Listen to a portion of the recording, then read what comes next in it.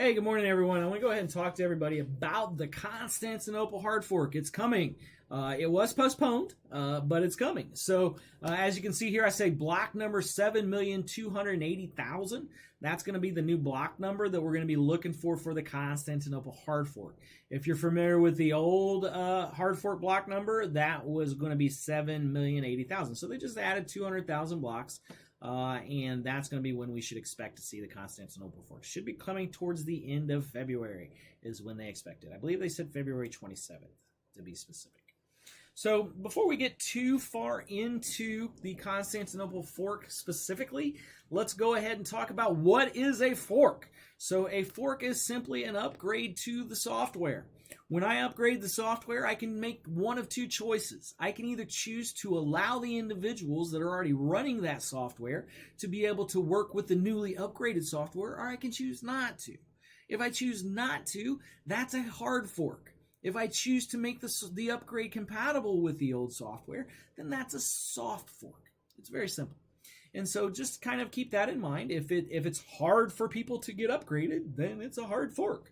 It's a soft fork. It's very easy. It's software compatible. The software is compatible with the old software. All right, so hopefully that makes sense to everyone and it's easy to understand. Now, one of the things that you also have to keep in mind is if you are upgrading, and you're upgrading, especially if you're upgrading with a hard fork, since the hard fork does require that the nodes upgrade and that we get consensus from the network for everyone to agree to upgrade the software. And so in order to get consensus from the network, it's important that the network has a certain amount of an agreement. And so anytime that you have a hard fork, it's going to be important that you don't have any kind of disagreement within the network, or it could cause the network to actually split. And we've seen that happen with the DAO example. If you're not familiar with the DAO, that was the Distributed Autonomous Organization that Ethereum issued a smart contract on. It had a vulnerability. They were able to steal money through that vulnerability. Hackers were able to steal money through that vulnerability. The network disagreed on whether or not they should fix the hack and allow the vulnerability to go in without taking the money away from the hacker, or code is law, or code is not law, and they allowed the money to be returned to the individuals that the money was taken from. And so that choice actually gave birth to Ethereum Classic, and then what we currently know now as Ethereum. So Ethereum Classic was where the individuals decided code was law, and they wanted to go with that, and that consensus, or that group of individuals, decided to take the Ethereum and allow the individual that found the vulnerability to keep the money. The other fork, which was the Ethereum fork, allowed the individual to, or the individual that had their money stolen was able to get their money returned. And the way they were able to do this is through the smart contracts. The money actually wasn't stolen and moved from one wallet to another. It was actually put into a temporary contract for 30 days. And so there was a time lock contract that required 30 days for the execution of the money to transfer. And so they were able to return the money back to its rightful owners before the execution of that time lock contract. So maybe I'll do a video on that a little later if anybody's interested. So that's the difference between kind of a hard fork and a soft fork, and it also explains a little bit about why it's important that the network has consensus on actually implementing the fork for that fork to actually come to fruition. So hopefully everybody understands that.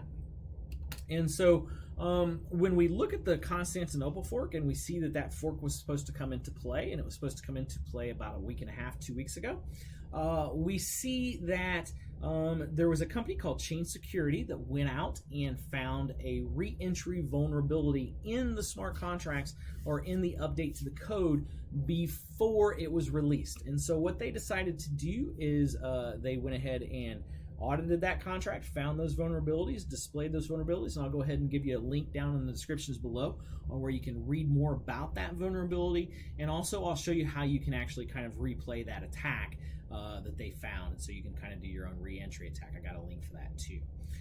So you can go in and kind of take a look at this, but basically what it was doing is it was just it was going out and it was taking advantage of the storage opcodes And we'll talk more about the storage opcodes when we look into one of the EIPs a little bit later on. But it was taking advantage of the storage opcodes because the storage opcodes used to cost at least 5,000 gas. And so after Constantinople, we were allowing dirty storage slots with memory, and we were able to reduce some of this cost down to 200 gas, and that opened the door for what we call a reentry attack. And so, because of that reentry attack, and that vulnerability, the Constantinople patch was postponed until they could fix that, and they've got a fix for it, and we'll see that here.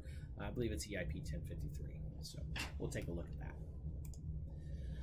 that. So changes come in the form of an EIP. So what exactly is an EIP? It's an Ethereum improvement proposal, and it's in essence where it's a design document that defines the technical specifications and the features and the rationale for doing an improvement to the software. So it's where a developer or a coder has decided that they want to update the software in a certain way, and they propose that through the EIP, and the community votes on it, and they decide whether or not they want to fork it and make it part of the code. And so, again, the authors are going to be responsible for basically building the consensus within the community, and then just getting, if there's anybody that doesn't like the proposal, they're responsible for dealing with that. So, which proposals are coming in place with Constantinople? There's a series of 5 updates. EIP 145, which is bitwise shifting, 1014, which is state channels for off-chain transactions, 1052 for large-scale code optimization, and then 1283 for gas reduction, and then 1234 for the difficulty bomb move. So let's go in and let's take a look at some of these different updates. And so before we actually take a look at these updates, one of the things that I want to do with you guys is I want to show you guys here is a Remix smart contract. So if you're not familiar with Remix, let me kind of give you a rundown of Remix. In Ethereum, we write our smart contracts many times using the Ethereum language, smart contract language called Solidity. In Solidity, that code needs to be compiled into code that is understood by the Ethereum virtual machine. And so in order to do that, we have to compile our smart contracts. And so after we've written our smart contract here, we would compile it, and then after it's been compiled, then we would be able to see its details. When I click on the details of the individual smart contract, down here you will see that this particular smart contract has been compiled into what we call bytecode.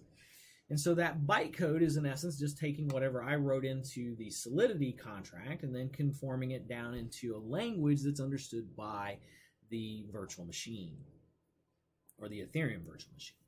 And so as you can see here, like this is the actual contract or the object that was created.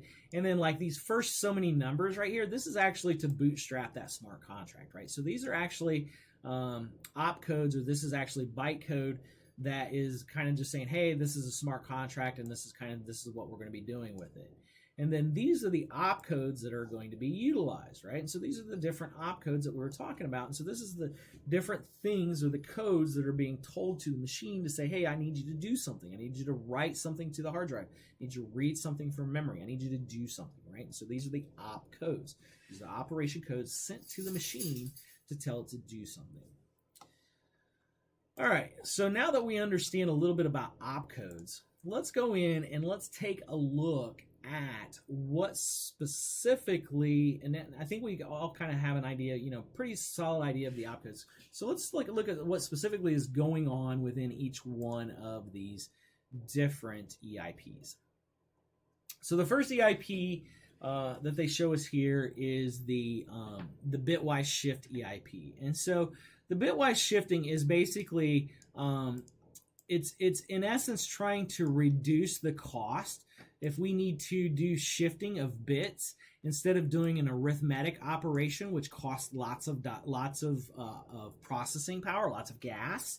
it's going to be a lot cheaper for us to use a bitwise shifting instruction and not have to do those mathematical operations.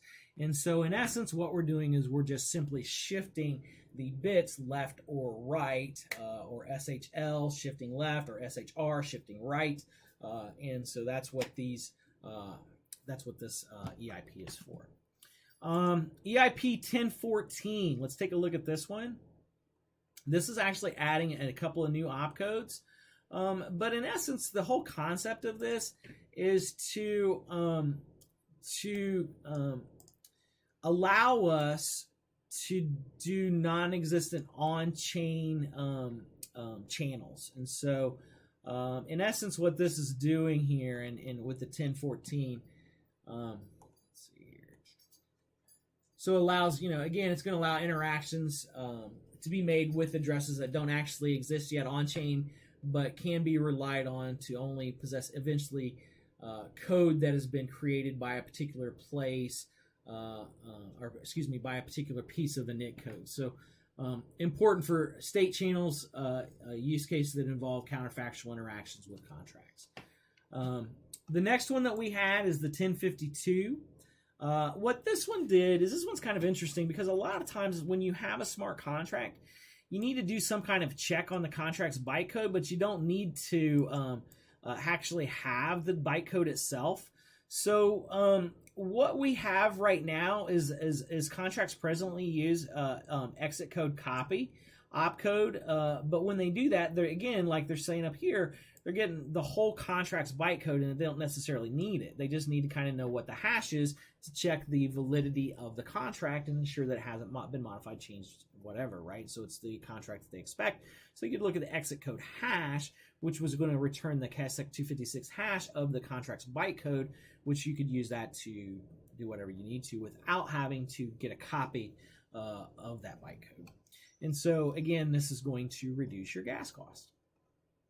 EIP 1283. This is the one that we kind of talked about with the vulnerability that was found by chain security. But this was in the storage opcodes. And with these storage opcodes, it's allowing you to modify these storage opcodes to lower the gas value. And so there's a lot to this particular EIP, but I encourage you to go out and take a look at it.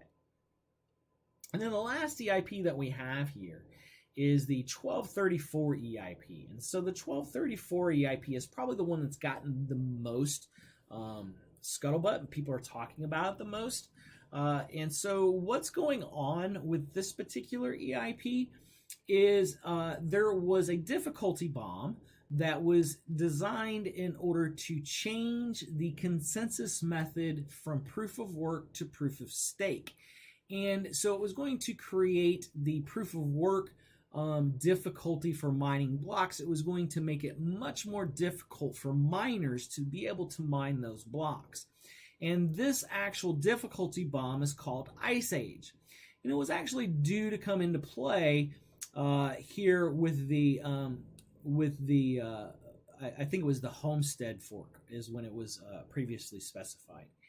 And so what they had to do is, since proof of stake is not ready, that's the Casper fork, proof of stake isn't ready yet, and so they needed to go ahead and push that back a little bit, but they didn't want to continue giving miners the same reward that they're giving them. So what they decided to do is they decided to go ahead and not allow the difficulty bomb to come into play. They were going to postpone the difficulty bomb for 12 months.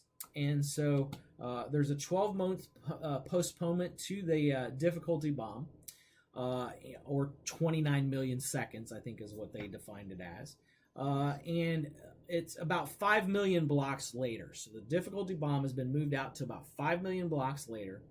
And in addition to that, to moving out that difficulty bomb for 12 months to allow the proof of stake team to get the proof of stake ready, in addition to that, they've also decreased the reward for miners from 3 Ethereum per block mined every 15 seconds roughly to 2 Ethereum per block mined every 15 seconds roughly. So about 33% is being taken in the rewards in order to increase the value of the Ethereum. And so hopefully that makes sense to everyone. Hopefully everyone understands a little bit more about the EIPs, what an EIP is, some of the EIPs that are introduced with Constantinople, and you understand what a fork is, and you should have a good understanding of what Constantinople is. All right, guys, I hope you're having a great day. Have a great week, and we'll see you back here on our next video. Thanks, and I hope you enjoyed the training.